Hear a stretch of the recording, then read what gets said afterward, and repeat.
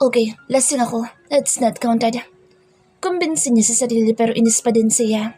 Kaya nagtungo na lang siya sa banyo, saka naligo at nagparaos.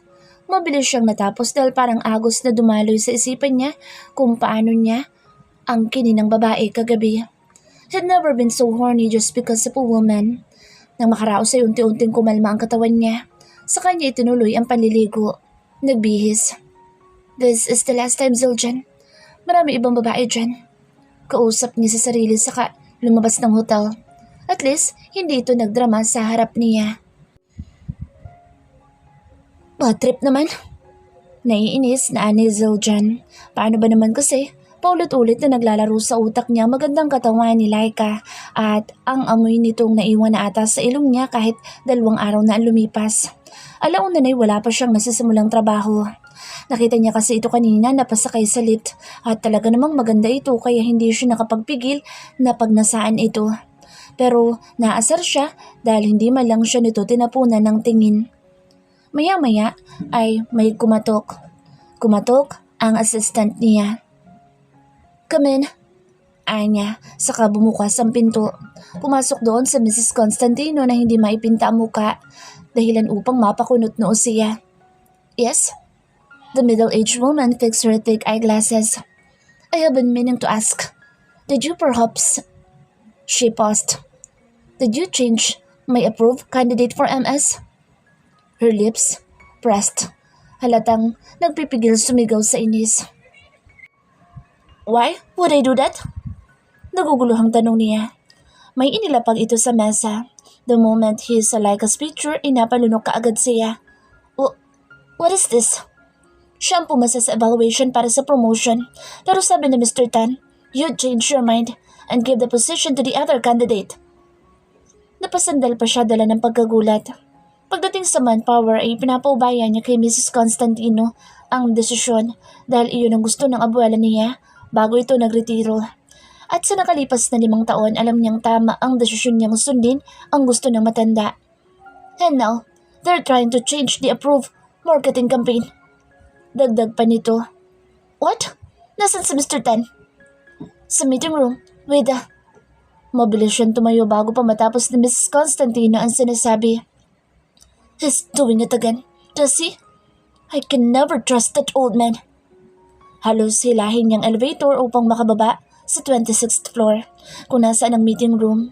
He's mad that someone was trying to mock him just right before his nose. Pero iba ang sinasabi ng utak niya. He wanted to see Laika, kaya malutong siyang napamura sa kanatawa. Naipasok pa niya ang kamay niya sa bulsa ng slacks niya kung saan nandoon ang ID ng masarap niyang empleyada. Dapat ay iniwanan na lang niya sa security o sa HR ang ID para maibalik dito but for some reason, he just couldn't. Napaungol na naman siya ng manikip ang pantalon niya. Langya. Behave. Huwag ka masyado mahilig. Sermon niya sa sarili. Pero paglapit niya sa meeting room, mula sa salamin, kitang-kita niyang nakatayo si Laika na namumula ang muka.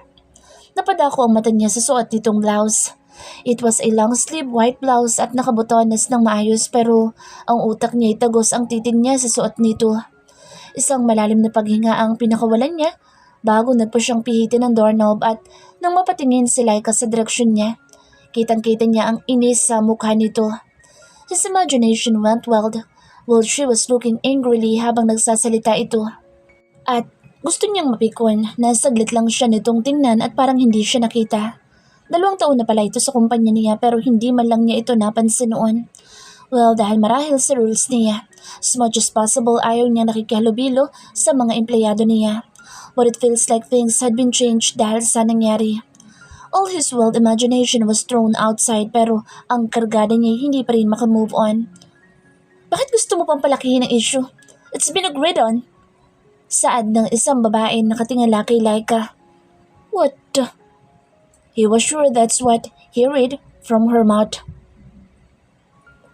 What do you mean papalitan ng concept? Napaangat ng tingin si Laika sa sinabi ni Lara. Gusto nitong palitan ng approved proposal dahil ito ang na-promote. Hindi tuloy niya maiwasang pagtaasan ito ng kilay pero dadma lang ito. We've been discussing that earlier before you arrived, Laika. Nakangiti pang sagot nito. Lihim siyang napamura, dala ng inis.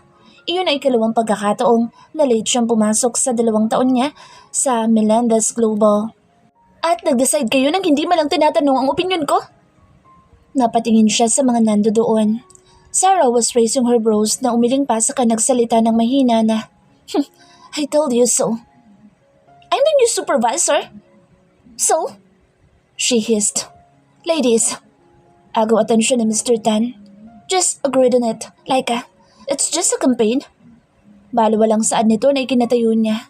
Mukhang nagulat ang mga nandoon pero wala siyang pakialam. Just a campaign? Pinagpuyatan at pinaghirapan kong gawin iyon at wala akong pakialam kung ikaw ang supervisor. It's my project and it's my say. Ramdam niya ang pag-init ng mukha niya dahil doon na lalong nag-init nang makita niyang papasok si Mr. Melendez pero hindi niya pinansin iyon. Her blood is boiling to her core kaya bahala na. Saka na siya mag-iisip. Bakit gusto mo pang palakihin ang issue? It's been agreed on. What the? Mahinang usal niya. Well, Miss Campolo, this isn't about the issue. It's about my credibility you're trying to step on. Gusto mo ipakita sa buong mundo ang basurang ads campaign mo? Pumayag na daw ang CEO. Sagaw na sagot ni Lara sabay tayo. What did I agreed on? Naagaw ang atensyon ng lahat sa lalaking ilang segundo nang nakatayo sa may gilid ng pinto. Siya lang kasi ang nakaupo paharap sa pinto. Sir, tarantang napatayo si Mr. Tan, maging si Lara at ang ilang nandoon. Napalunok siya na magtama ang titig nila ni Mr. Melendez. Gusto niyang umiwas pero hindi niya magawa. Isa pa kapag umiwas siya, baka isipin nitong apektado siya sa nangyari. Have a seat. Utos dito sa mga nandoon. She remained standing dahil nanigas na ata ang paan niya sa galit at inis. Sir, baling niya dito. Alam niyang walang puso, madalas ang CEO ng Melendez pero hindi niya papayag ibasura nito ang pinaghirapan niya matapos nitong aprobahan iyon. Talaga bang papalitan ng campaign ads? Lakas loob pa? Natanong niya. Pero wala itong sinabi. Naglakad itong palapit sa kanya dahilan upang mapalunok siya. Shit, ang bango niya. Kung wala lang siya sa harap ng mga katrabaho niya, gusto na niyang... Oh, she could feel her face warm. Focus, Laika. It's not time to think about sex. Damn it. Lihim na sermon niya sa sarili. Galit siya pero nagawa pa talaga niyang pagnasaan ang boss niya. He pulled a chair beside her. Sit down. Mahinang utos nito na halos napakalapit sa tenga niya. Kaya para tuloy siyang nawala sa sarili at sinunod ang utos nito. Silence. He heard his breathing and the paper that had been flipped. Everyone's eyes was on the man beside her. Sa sobrang kaba niya, dinampot niyang water bottle sa tabi niya saka uminom doon. Sinong may sabi na papalitan ang approved campaign? Basag ni Mr. Melendez sa katahimikan at ikinabigla niya nang kunin ito ang bottled water niya. Uminom ito doon na ikinagulat niya. Napalunok siya nang mapatitig siya sa Adam's apple nitong gumalaw. That's my water, sir. Pero parang hindi man lang siya nito narinig dahil sumandal pa ito sa upuan hawak pa rin ang bote. Sir? Si Mr. Tan na tumikim pa. Si Miss Lara ang na-promote. It's just right na ang proposal niya ang mag-air as ads, diba? Halata ang pagkalito sa mukha ni Mr. Tan. Oh, tila ungol sa pandinig niyang usal ni Mr. Melendez. Kaya biglang nag-init ang pagitan ng hita niya na hindi niya inaasahan. Really? Binalingan siya nito. She remained on her poker face at kahit ang init na ng mukha niya, he can't know na nag-iinit siya sa paraan ng titig nito sa kanya. Walang papalitan. And this shit doesn't even pass my standard. Baliwalang saan nito sa itinapon ng proposal ni Lara. Silently, she laughed. Mukhang may pakinabang sa kanya ang kasungitan ng boss nila. Not bad, sa isip niya. Sige.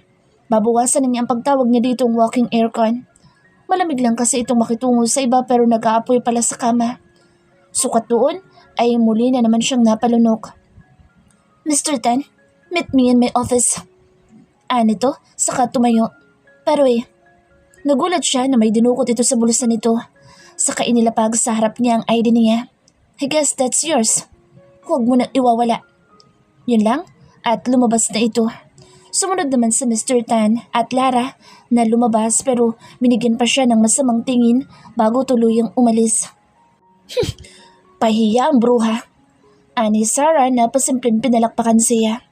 Alam mo, sure talaga ako na may hocus-pocus na ginawa ang bubita eh. Si Jalay na tumangutang pa. Pero iba din si Sir, makatingin sa isa dyan. Si Hope na nakangisi pa. Nakita ko nag-share kayo ng water sa isang bote. Tadyo nito. Kanino, sa akin ba? Singit ni Sarah na excited pero inginuso siya ni Hope. Kaga, kapag nalaman ni boss na walking air ko ng tawag sa kanya ni Laika, baka biglang magbagong isip nun at yung proposal niyang itapon. Pang-asar sa kanya ni Sarah. O diba, sabi ko sa'yo, cool talaga si Sir Zildjian at siguradong pandigmaan ang nota. Bumabakat eh. Kinikilig na dagdag pa nito. Oh girl, kita ko rin bakat. Sang-ayon ni Jelay. May mga babae, may bata dito. Singit ni Hope. Batang isip o batang height? Ani Jelay. Both? Ngising sagot ni Hope. Naging tahimik ang buong maghapon nila. Hindi siya pinansin ni Lara kahit may mga concern nito na gustong itanong. Kaya parang maghapon lang ata itong busy sa phone nito.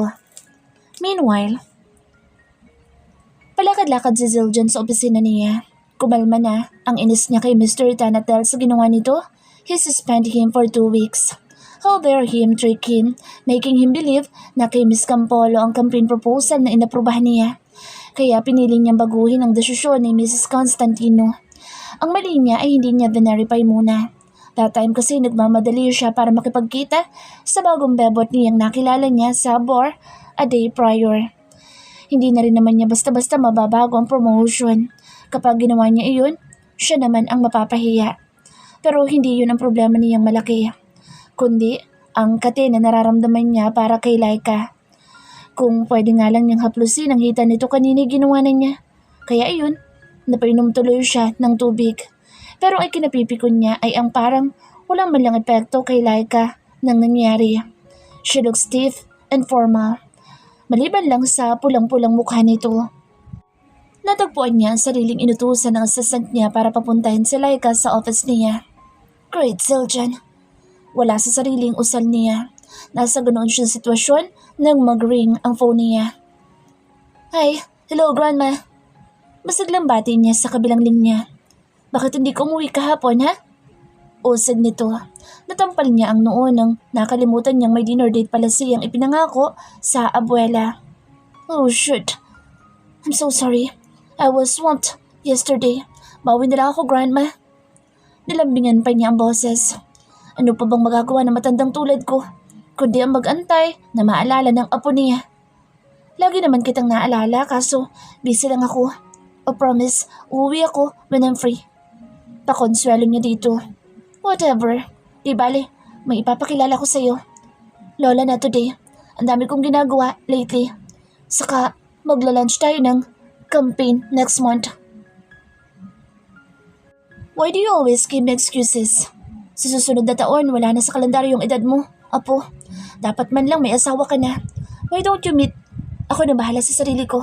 I promise, makakahanap din ako ng Miss Perfect. Walang Miss Perfect, Apo. Pero may Miss Right. Whatever. Panggagaya niya sa expression nito. Getting married was not part of his plan. Kahit pa ipilit yun ito. Maya-maya ay narinig niya ang katok sa pinto niya. Sige na, I'm still busy. I'll call you later. I love you, beautiful. Nakangiting saan niya nang pumasok ang babaeng gusto niyang makita. Pinapatawag niyo daw ako, sir? Formal na sagot nito. Yes. Please, have a seat. Tarantang alok niya dito but, John, bakit parang siya lang ang nangangati dito? Ginalingan niya kaya ng gusto. Hindi ba siya nasarapan sa akin? Sir? Ha? Well, silence. Bakit ko nga ba siya pinatawag? Mukhang malala na to. I'm talking to myself like a dirty shit. Tumikim siya pero bigla itong nagsalita. About what happened? I'm not sure if it's right to say pero pasensya na. I was just so wasted. She bit her lip kaya napalunok siya. Let's just forget it happened. Yun lang. Gusto ko lang sabihin. Lungiya, Bakit parang ako ang lugi? Sigaw ng utak na Zildjian. Insultong malala sa buong existence ng king size niyang alaga ang sinabi nito. Ilang ulit niyang pinaligaya ito tapos gusto nitong kalimutan nila ang nangyari. Yes, Miss Leia? Sagot na Laika ng angating niyang intercom. Ikinagulat niya nang sabihin nitong pinapatawag siya ng boss nila. Bakit daw? As if naman alam ko. Alam mo naman niyang si Mr. Melendez. He never tells me anything. Bakas ang inis sa boss nito.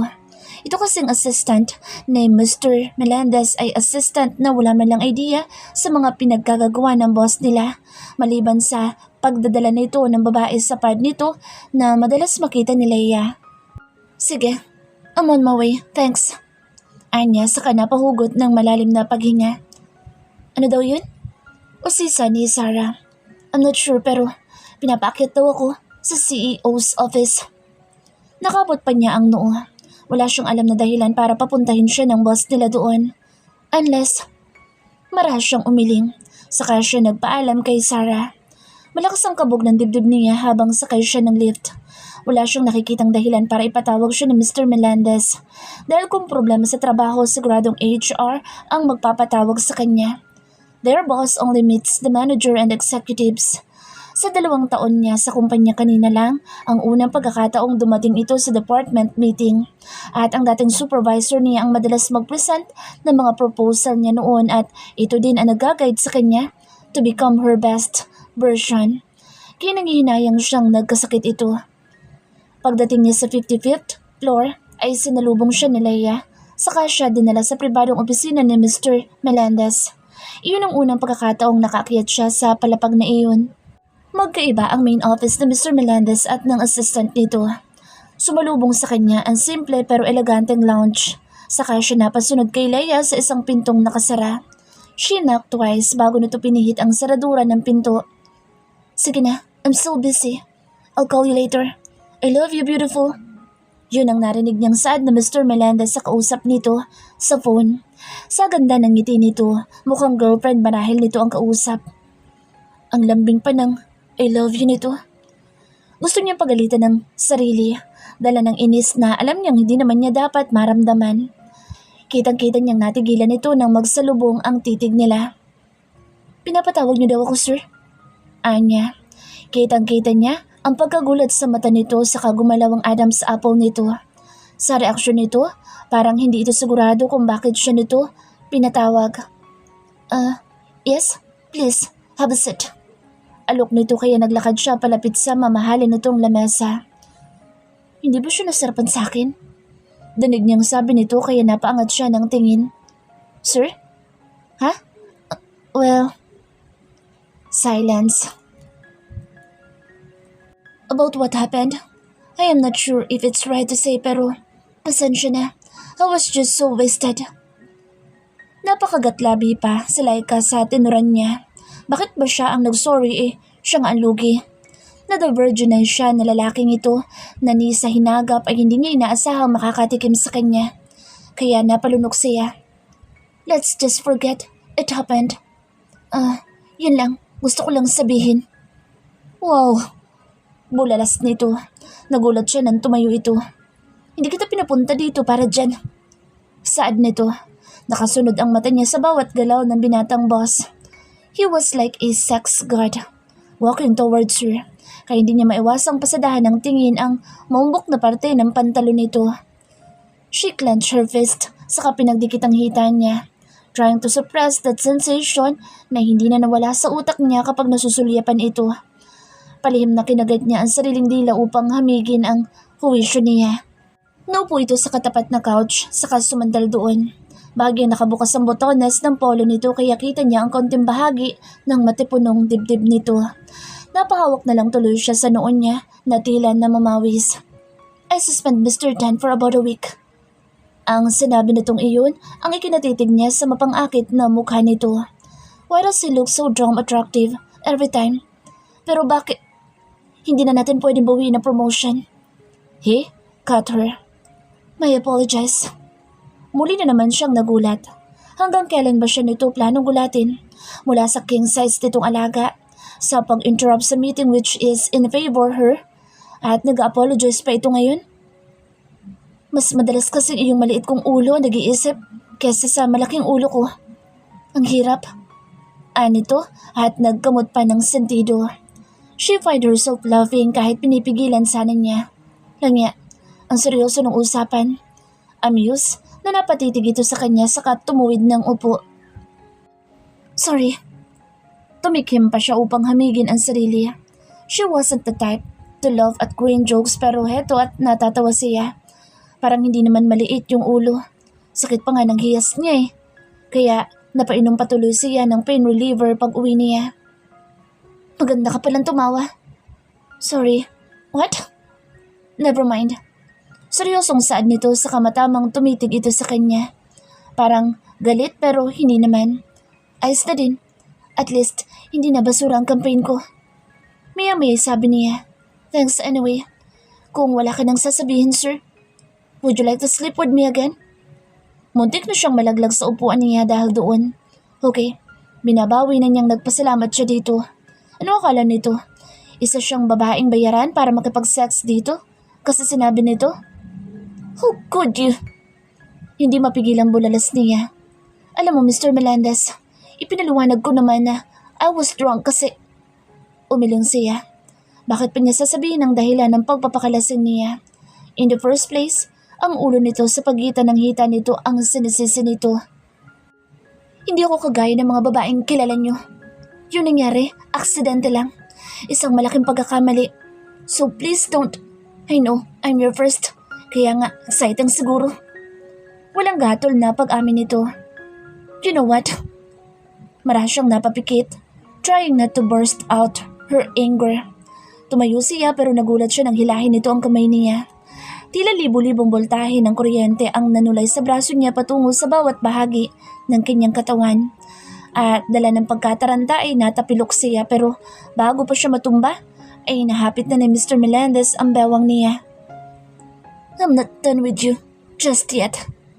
Ganoon na lang ang panlalaki ng mata niya nang ikis-kis nito ang harapan nito sa puweta niya. Nagdulot yun ng kakaibang init sa puso niya. Gusto mo rin to, Laika. Paanas na tura nito sa namamaos na tinig. Parang kay lambing pa ng boss nito na gusto na lang niyang humilig sa balikat nito at hayaan nito sa gusto nitong gawin. Kaya muli niyang kinagat ang dila niya. Hindi! Tanggi niya nang sa wakas ay nahamig niya ang katinuan. Saka siya kumawala dito at nagiinit ang mukha niya na iniwan ito doon. Just come to my office when you change your mind. Dinig pa niyang tura nito. Gusto niya magalit sa sarili dahil wala man lang siyang ginawa after what he did. At parang tama ito na gusto rin niya iyon. What the hell happened to me? Gigil na kausap niya sa sarili. Mabilis niyang inayos ang sarili bago siya makarating sa opisina ni Leia. Ipinagpasalamat niyang wala na ito doon. Pagkababa sa 18th floor ay dumiretso siya sa CR upang i-check ang sarili. Inayos niyang medyo nagulong buhok niya. Pinapakalma niya ang tibok ng puso niya nang tumunog ang cellphone sa coat niya. Ikinagulat niya na ang ama niya ang tumatawag. A bitter smile came out of her lips. Wala sana siyang planong sagutin iyon pero muling nag-ring ang phone niya kaya sinagot na rin niya. Hello? What took you so long to answer? Bungad ng malaking tinig ng kanyang ama. I was busy. Busy, my foot. Sa sobrang busy mo ba, hindi mo malang magawang tawagan ng sarili mong pamilya? Sarkastikong saad nito na ikinakuyom ng kamao niya. May welcome party para sa pag-uwi ng kapatid mo. I want you to be here to greet her. She just finished her business school in Stanford. You should be proud. Bumangon ng galit sa dibdib niya. Nika, want to see you. Your sweet sister even consider you after what you did. Kaya pumunta ka. Kung ayaw mong ipasundo pa kita. Yun lang at tinapos na nito ang tawag. She was clenching her fist, dala ng matinding inis na bumabangon sa puso niya. Walang alam ang ama niya kung ano ugali meron ang anak ng kabit nito. Sweet sister, my foot. Bakit parang ang gulo ng nakalipas na 3 araw niya? Kinabukasan, it was Sunday kaya buong araw siyang natulog. Kinahaponan ay nanood siya ng movie pero dahil nabagot siya kaya nagpasya siyang lumabas. She need dress for next week. Naisip niya. Kailangan niyang pumunta dahil siguradong gagawin ng ama niya ang banta nitong ipagkasundo siya. No one in her company knew her true identity at wala siyang planong maging center of attention kung tungkol sa magulo niyang pamilya ang dahilan. She just chose the simplest attire she could wear. Wala siyang planong magpabongga para lang magpapansin sa party ng stepsister niya. Saka siya naglibot-libot habang bitbit sa isang kamay ang frappe na binili niya. When she accidentally bumped on someone, napahawak pa ito sa balakang niya upang hindi siya matumba. Nagulat siya nang tumapon sa damit nito ang natunaw na niyang frappe. Oh, I'm so sorry. Kumalat ang malamig na inumin sa polo nito, pababa sa pantalon nito. Akalain mong iniisip lang kita? Nakita kita dito. Halos tumalon ang puso niya nang makilala ang walang iba kundi ang boss niya. Mr. Melendez, sir. Tarantang saan niya na hinagilap ang panyo niya upang tuyuin ang damit nito, but it was too late. Pasensya na. Napayo ko ito. Ayos lang yun sa damit, pero yung sa ibaba, mukha kong nilabasan ng wala sa oras nito. Pabirong tura nito. Para sa isang sikat na CEO, masyadong bulgar ang mga lumalabas sa bibig nito. Should I buy you clothes? Wala sa sariling saan niya dito. Kahit alam niyang baka maubos ang isang buwang sahod niya sa damit pa lang nito. She knew his brand was quite pricey. I only wear personally tailored pants. Malapit ang bahay mo dito? Tanong nito na ikinatango niya. Then let's go. Labhan mo ang damit ko. Wala siyang nagawa nang hilahin siya nito sa basement. Then she find herself riding on his car. What's the address? Untag nito. Napakamot na lang na sinabi niyang address niya dito. Naisip na lang niyang kasalanan niya nangyari kaya kailangan niyang makasama dito. Wala silang imikan hanggang sa makarating sila sa apartment niya. Ikukuha kita ng Hindi na niya nagawang tapusin ang sasabihin nang walang salitang magubad ito sa harap niya. Kaya napatalikod na lang siya. Huwag ka naman magubad sa harap ko, okay? Natitilihang saway niya dito. Nagulat pa siya nang hawakan nito ang braso niya, saka siya nito pinihit paharap. Kaya't napapikit na lang siya. Laban mo na and make it fast. Utos nito. Ganun na lang ang relief niya na naramdaman ng nakasando at boxer pala ito. Iniisip mo bang wala akong ibang suot maliban sa mga yan? Mapanuksong saad nito. Dumukwang ito na mas inilapit ang mukha sa mukha niya. Pumayag ka muna kung gusto mong makita ulit. Paanas na tura nito na ikinaatras niya. Saka mabilis na kinuha ang damit nito. Sabay tumakbo sa maliit niyang laundry area. Halos papatid ang paghinga niya dahil sinadya nitong idikit ng gusto sa tenga niya ang labi nito. Kaya wala sa oras na nahawakan niya iyon. The scent from his clothes was attracting her, kaya parang gusto niyang amuyin ang damit nito pero naglaho ng excitement na naramdaman niya na makita ang lipstick mark sa kwelyo ng polo nito. Pauwi na si Zildjian galing sa gimmick kasama ng dalawa niyang kaibigan. Inumaga na siya kaya sa hotel na lang ulit siya tumuloy. Dumaan siya sa department store para bumili ng suhol para sa abuela niya when he saw Laika. Dumaan din ito sa milk tea shop. Unknowingly, nagsimula siyang sundan ito. Abala ito sa pagtingin sa mga nadadaanan nito hanggang sa pumasok ito sa isang kilalang dress shop. Amused na sinundan lang niya ito, watching her every move from behind. Pansin niyang hindi ito katulad ng ibang mga babaeng nakikita niyang tumitingin sa mga damit na panay ang hanap ng price tag. Laika was scanning clothes, holding the fabric, saka tinitingnan ang tahi. She looks weird pero ang sarap nitong pagmasdan. She transferred from one rack to another until she found what she's looking for. Nakangiti ito nang maglakad ito patungo sa counter kaya't pasimple siyang tumalikod. She didn't even ask for the price. Inabot lang nito ang bank card nito sa kahera. Wasn't a credit card either. Out of curiosity, he checked on the price tag on the dress ng katulad ng damit na pinili nito. It cost 25,000. She didn't even bother getting those that are on sale. She's weird though. Kausap niya sa sarili.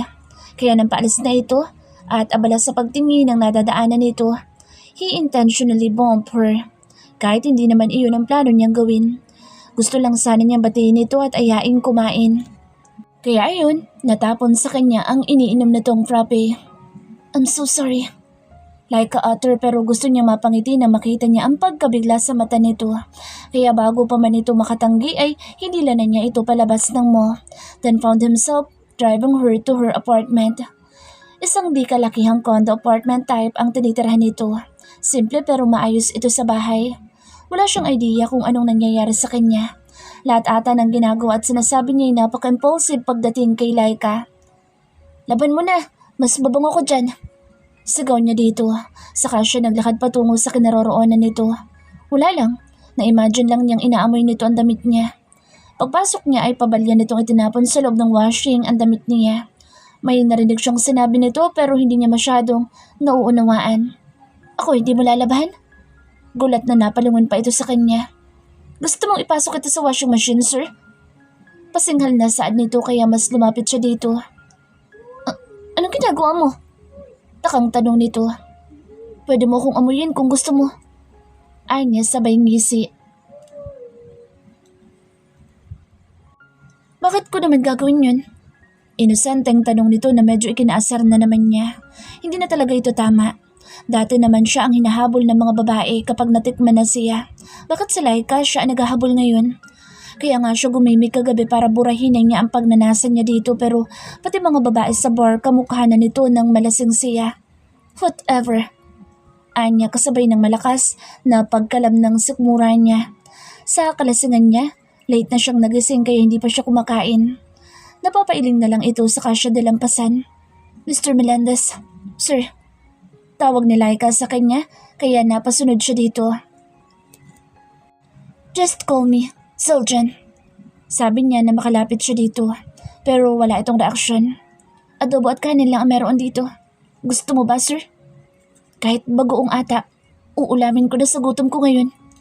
Sagot niya dito saka siya naupo sa pandalawahang mesa nito habang si Laika ay abala sa paghain ng pagkain para sa kanya. Ganito siguro ang feeling ng may asawa. Wala sa sariling saad niya. Shit, what am I thinking? Hindi makapaniwalang bulalas niya na ikinalingon nito. Noon naman tumunog ang microwave. Inilabas nito ang adobong ininit nito doon. Ano sabi mo? Tanong nito nang nasa harap ng niya ito. Wala, gutom na talaga ata ako. Sagot niya dito saka ipinagsandok ang sarili ng kanin. Hindi ka ba kakain? Punan niya nang hindi ito kumilos. Ang aga pa para mag-dinner. Susunod ka sa sir. Kumain ka muna bago ka mababae. Ano yun? Nahapunan kayo sa hotel? Sarkastiko saad dito. Hey, wag mo kong akusahan ng ganyan. Hindi ako ng babae, okay? May diing depensa niya. So, nagli-lipstick ka pala? Bakla ka. Bulalas nito. Gusto mong gahasain kita ulit para malaman mong lalaki ako? Banta niya dito pero tumaas lang ang kilay nito. Nagdadanay ka pa kasi, sir. Ngumiti siya kahit sa totoo lang, parang asar naman siyang ewan. May lipstick mark yung damit mo. May explanation yun, okay? He insisted. Bakit ka mag-explain? Bakit nga ba ako mag-explain sa'yo? Tayo ba? Kumain ka na nga lang, Mr. Babaero. I said I'm not. Kasalanan ko bang masyado akong hot? And why the heck am I explaining myself to you? Single ako kaya makikipag-date ako kung gusto ko. Ewan ko sa'yo. Nakangising sagot nito pero may kung ano itong sinabing hindi niya masyadong narinig. Saka siya iniwan. Kung hindi lang siya gutom at hindi masarap yung adobo, hindi na siya kakain. At sa sobrang sarap, naubos niya ang 5 pirasong chicken. Lahat ata ng galing sa kanya masarap. Usal niya. Pagkatapos niyang kumain ay dinala niya sa sink ang pinagkainan. Sa kanya iyon hinugasan. Pero nagulat ito ng pagbalik nito. Nakita niyang naguhugas na siya. Ako na lang yan, sir. Anito bit-bit ang nakahangor niyang damit. Teka, inubos mo yung ulam ko? Anitong napatitig sa Tupperware na pinaglagyan nito ng adobo. Oo, konti lang naman yun eh. Konti? 5 pirasong quarter legs? Amaze, nasaad nito. Masarap eh, kulang pa nga. Dinner at almusal ko, isang kainan lang sa'yo. Matipid mong kumain. Pero yung damit na binili mo, 25,000? Palatak niyang sabay iling. Sinilip mo yung damit ko? Curious lang. Palusot niya sa kanagibit balikat.